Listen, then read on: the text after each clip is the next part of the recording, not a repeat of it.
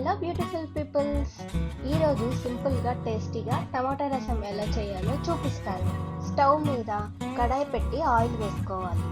Oil heat అయ్యాక కరివేపాకు, onions, పచ్చిమిర్చి వేసి గోల్డెన్ కలర్ వచ్చే వరకు ఫ్రై చేసుకోవాలి.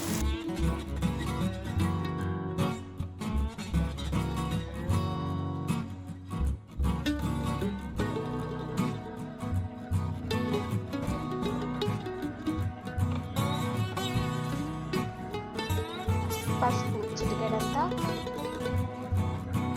ఉప్పు తగినంత, కారం 1 స్పూన్, ధనియాల పౌడర్ 1 స్పూన్ వేసి పచ్చివాసన పోయే వరకు బాగా కలుపుకోవాలి.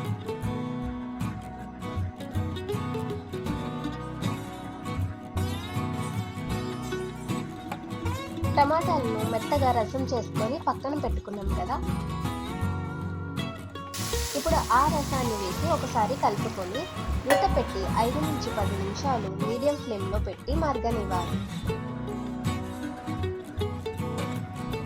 రసం మంచి అరోమా వచ్చినప్పుడు రసం పౌడర్ 1 స్పూన్ వేసి 5 నిమిషాలు మరగనివ్వాలి.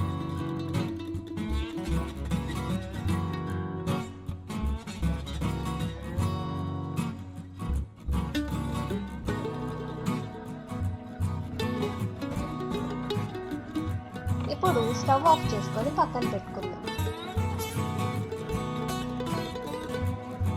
ఇప్పుడు స్టవ్ మీద కడాయి పెట్టి పోపు దినుసులు వేసి చిటపట అనే వరకు లైట్గా ఫ్రై అవ్వాలి.